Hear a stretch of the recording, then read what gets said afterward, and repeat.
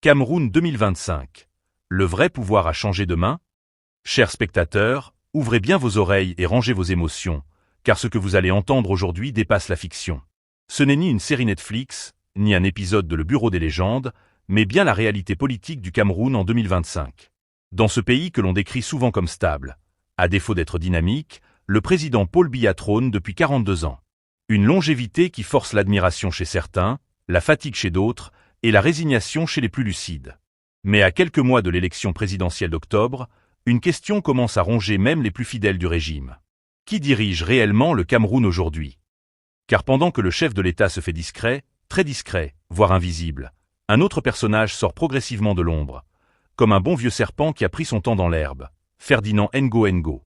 Lui, ce n'est pas un bavard. Ce n'est pas un youtubeur politique.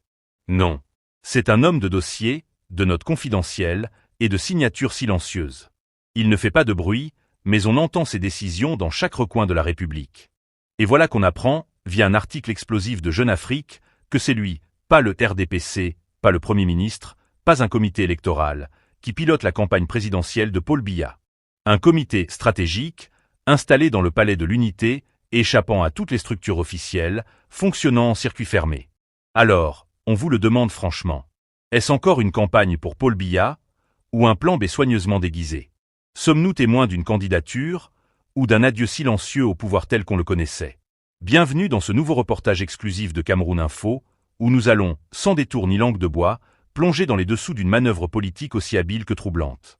Installez-vous confortablement, parce que ce qui se joue ici, ce n'est pas seulement une élection, c'est peut-être la plus grande illusion démocratique jamais orchestrée depuis le renouveau.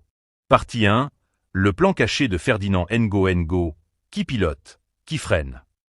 Alors, chers spectateurs, asseyez-vous bien, accrochez vos ceintures, parce que ce que vous allez entendre ressemble plus à un film de suspense politique qu'à une banale chronique électorale. 1er juillet 2025, pendant que le commun des Camerounais s'inquiète de la pluie, de la hausse du riz et du prochain match des Lions, un homme en costume bien taillé, lunettes toujours en place, fait une déclaration qui aurait dû faire trembler les murs du siège du RDPC, mais bizarrement, silence radio.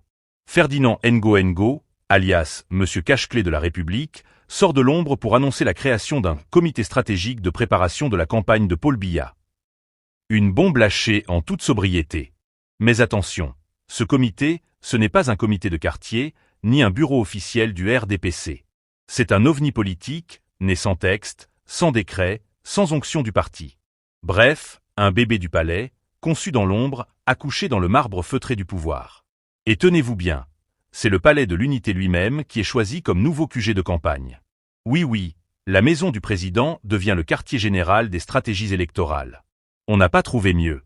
Apparemment, les sièges du RDPC, c'est devenu trop poussiéreux, trop bruyant, ou pire, trop peuplé de gêneurs. Les chefs de section, les barons du parti, les anciens gladiateurs des campagnes passées, tous priés de rester à la maison, télécommande en main. Ici, c'est entre initiés, version club très fermée, sur invitation signée FNG. Mais la question qui trotte dans toutes les têtes, même celle des plus ailés, où est passé le RDPC dans tout ça? Le parti au pouvoir semble relégué au rang de figurant, spectateur de sa propre pièce. On ne consulte plus ses organes, on ne réunit plus son bureau politique, on ne tient même plus de congrès. Un ancien militant, un peu amer, aurait même soufflé. On est passé de « rassemblement démocratique » à « rassemblement décoratif ». Mais ne vous y trompez pas, tout cela n'est pas de l'improvisation. Non, c'est du Ngo pur jus, calibré, stratégique, millimétré. Il connaît le terrain, il sait où appuyer. C'est l'homme des couloirs, celui qui ne parle pas fort mais qui fait bouger les meubles. Et pendant que certains s'agitent pour trouver des affiches, organiser des meetings, ou même juste savoir s'il y aura élection, lui, il tire les ficelles depuis le haut du cocotier. Pas besoin de micro, pas besoin de discours. Le vrai pouvoir, ça chuchote. Mais cette manœuvre, aussi subtile soit-elle, soulève un malaise croissant. Est-ce encore une campagne présidentielle, ou bien un ballet d'intronisation sous anesthésie générale? Paul Biya est-il encore le maître de l'agenda, ou juste le paravent d'un mécanisme plus vaste? Ce glissement progressif, cette reprise en main silencieuse par la présidence, nous amène donc naturellement à poser la question qui fâche. Si ce n'est plus le RDPC qui dirige la barque, alors qui tient réellement la barre? Transition parfaite pour la deuxième partie, où l'on découvrira comment une candidature peut être imposée sans congrès, sans débat, sans tambour ni trompette, mais avec un stylo, un papier et un message soigneusement rédigé. Restez avec nous, car ce qui suit va vous montrer que même dans un régime de 42 ans, on peut encore innover en matière de verrouillage démocratique. Partie 2. Un parti marginalisé. Une candidature imposée. Même le RDPC ne connaît plus le RDPC. À Cameroun, ce pays où même les traditions politiques les plus verrouillées finissent par se faire dévisser à huis clos. On pensait avoir tout vu avec les mandats à répétition, les congrès sans suspense et les campagnes à coups de tam-tam. Mais non. 2025 nous réserve un chef-d'œuvre en matière de contorsion démocratique. Mesdames et messieurs, tenez-vous bien, Paul Biya, président depuis 1982, s'apprête à annoncer ça. Roulement de tambour, énième candidature. Mais cette fois, sans grand-messe du parti, sans fanfare, juste une simple lettre. Oui, une lettre. Comme une lettre d'amour, sauf que celle-ci s'adresse à tout un peuple. Fini l'époque des militants en extase dans les stades, des discours de 3 heures où chaque virgule était applaudie. Maintenant, place au style sobre, discret, presque postal. Très chers compatriotes, après 42 ans de bons et loyaux services, je me présente encore, parce que vous le valez bien. Mais attendez, le plus croustillant arrive. Selon les indiscrétions rapportées par Jeune Afrique, cette candidature serait imposée sans même consulter le bureau politique du RDPC. Ce même bureau politique qui, autrefois, faisait et défaisait les candidatures comme on trie les pastèques au marché de Mundi. Aujourd'hui, silence, on déclame. Le parti n'a plus son mot à dire. Pire, il découvre les décisions comme tout le monde sur Internet. Un vieux cacique du RDPC aurait même lâché en off. Nous-mêmes, on apprend les nouvelles du parti dans les journaux. Et quand un brave élu local, Léon Théié-Onana, ose briser le silence en proposant la tenue d'un congrès, oui, un simple congrès, le premier depuis 2011 tout de même, il est traité comme un enfant mal élevé qui dérange les grandes personnes pendant la sieste. Pire encore, il a l'outrecuidance de se déclarer candidat à la présidence sous les couleurs du RDPC. Un crime de lèse-majesté. Résultat, 0 réponse. 0 communiqué. 0 débat. Juste un gigantesque blackout organisé depuis le sommet. C'est comme si on disait « Tu peux parler, mais nous, on a déjà décidé. Tu veux être candidat? D'accord, mais va d'abord balayer devant le siège. » Et pendant ce temps, Ferdinand Ngo, le nouveau grand chef de la chorale silencieuse, invite ses délégués à faire taire les voix discordantes. Oui, on parle bien de faire taire, pas de convaincre, ni de débattre. Ici, on n'est pas à l'Assemblée, on est dans un système où qui pense différemment est prié de penser ailleurs. Cette répression molle, mais bien réelle, montre bien une chose. Le RDPC n'est plus un parti politique. C'est devenu une salle d'attente où les fidèles croisent les doigts pour ne pas être oubliés. Une coquille vide, qui porte encore le nom du pouvoir, mais qui n'en tient plus le manche. Alors oui, on pourra toujours imprimer des t-shirts à l'effigie du président, faire défiler les mototaxis en cortège, ou même organiser une kermesse électorale à Etoudi. Mais au fond, le parti n'a plus le pouvoir de choisir son candidat. Et si le RDPC est à ce point mis à l'écart, c'est peut-être parce que le capitaine du navire n'est plus tout à fait aux commandes. Ou du moins, plus tout seul. Et c'est là qu'entre en jeu une autre question, encore plus brûlante. Paul Biya dirige-t-il encore, ou bien est-ce Ferdinand Ngo qui pilote pendant que le chef se repose? Restez bien avec nous dans la prochaine partie, car nous allons plonger dans la mécanique très spéciale de ce que les analystes appellent la gouvernance par procuration, où le pouvoir agit, sans que le président ne parle. Un épisode où l'on découvre comment un silence présidentiel peut devenir un outil de gouvernement. Partie 3. Une gouvernance par procuration. Quand le pays se gère en mode pilote automatique. À Cameroun.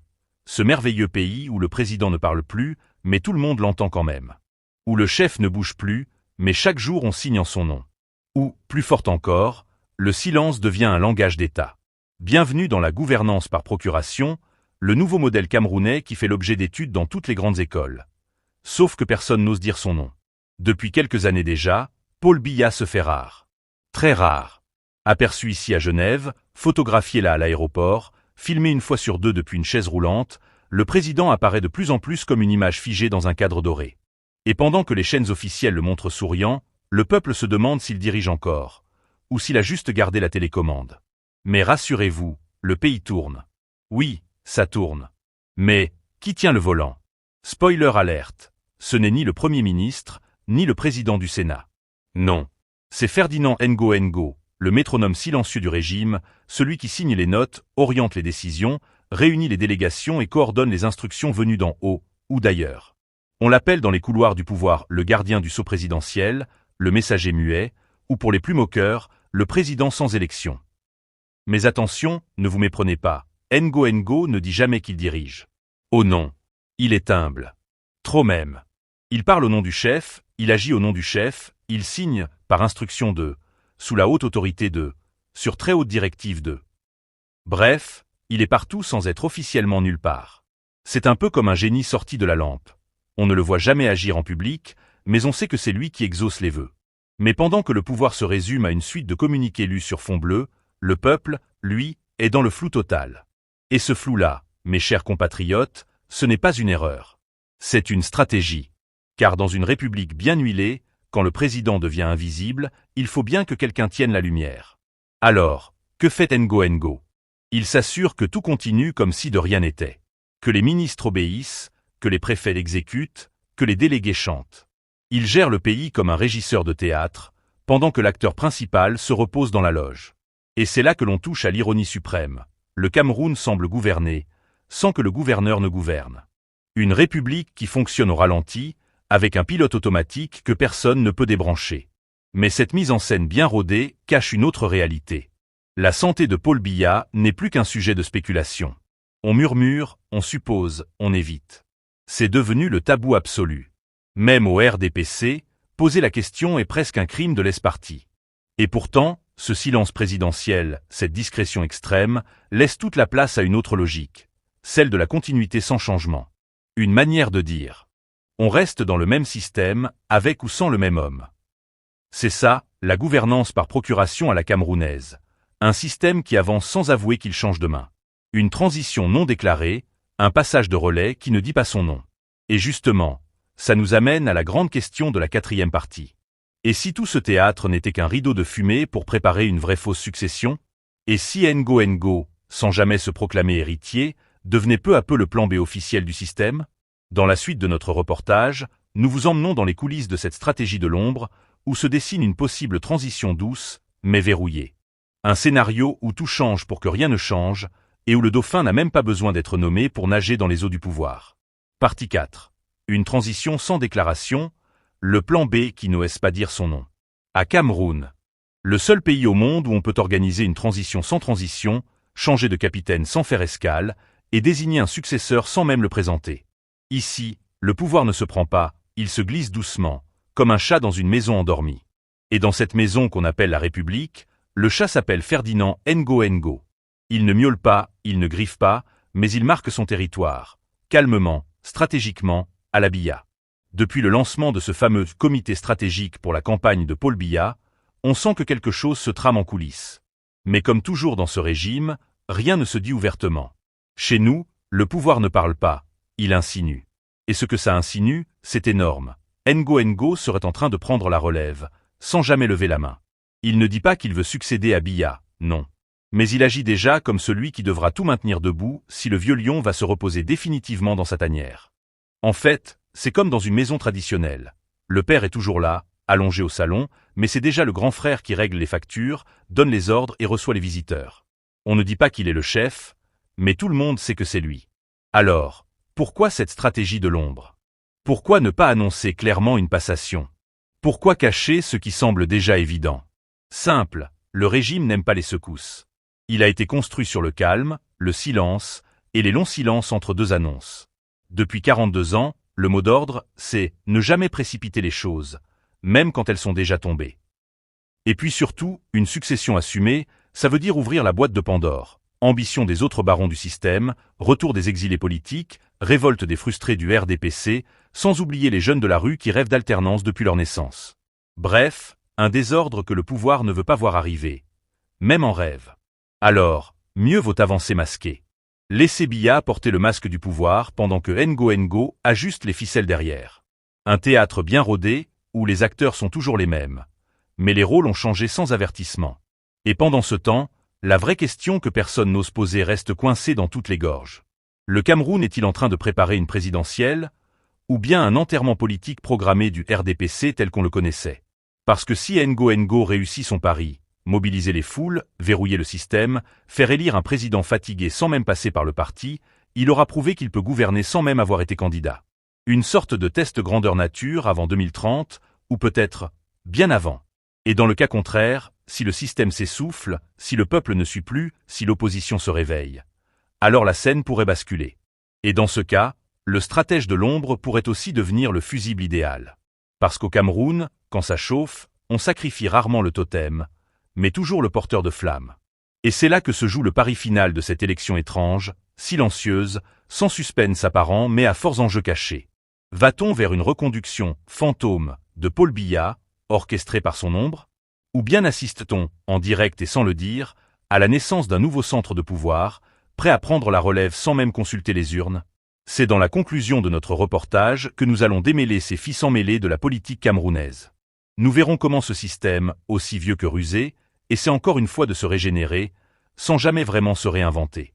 Cameroun 2025. Une continuité ou un tournant dans le vide? Alors, chers spectateurs, après cette plongée dans les méandres feutrés du pouvoir camerounais, une chose est claire. Nous ne sommes pas face à une simple élection présidentielle, mais à un véritable numéro de prestidigitation politique. On brandit le nom de Paul Biya, mais on ne le voit plus. On parle de démocratie, mais on agit en huis clos.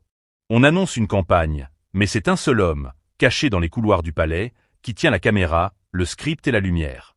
Ferdinand Ngo n'a pas été élu, il n'a pas été désigné, il n'a pas même revendiqué un mandat. Et pourtant, il agit. Il ordonne. Il coordonne. Un peu comme un chef de famille qui, sans testament, commence déjà à répartir les héritages. Et le RDPC dans tout ça? Un fantôme politique, vidé de sa substance, utilisé comme une étiquette sur une bouteille vide.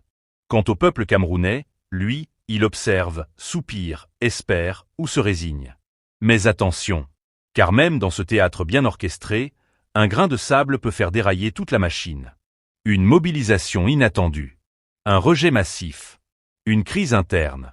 Ou tout simplement, un ras-le-bol devenu trop fort pour être contenu. C'est maintenant à vous, chers citoyens, d'ouvrir les yeux. De comprendre les mécaniques silencieuses qui conditionnent votre avenir. Ce n'est pas parce que les visages restent les mêmes que le système ne change pas. Et ce n'est pas parce qu'on vous présente un chef que c'est encore lui qui commande. Et maintenant, à vous la parole. Pensez-vous que Ferdinand Ngo prépare une vraie transition, ou simplement une reconduction maquillée? Le RDPC peut-il encore représenter le peuple, ou est-il devenu un simple accessoire institutionnel? Et surtout, le silence de Paul Biya est-il une stratégie, ou le signe d'un pouvoir en sursis? Réagissez en commentaire, partagez votre point de vue sans filtre. Likez cette vidéo si vous avez appris quelque chose aujourd'hui. Abonnez-vous à Cameroun Info et activez la cloche, pour ne pas rater nos prochaines enquêtes exclusives, nos analyses pointues et nos vérités qu'on n'entend nulle part ailleurs.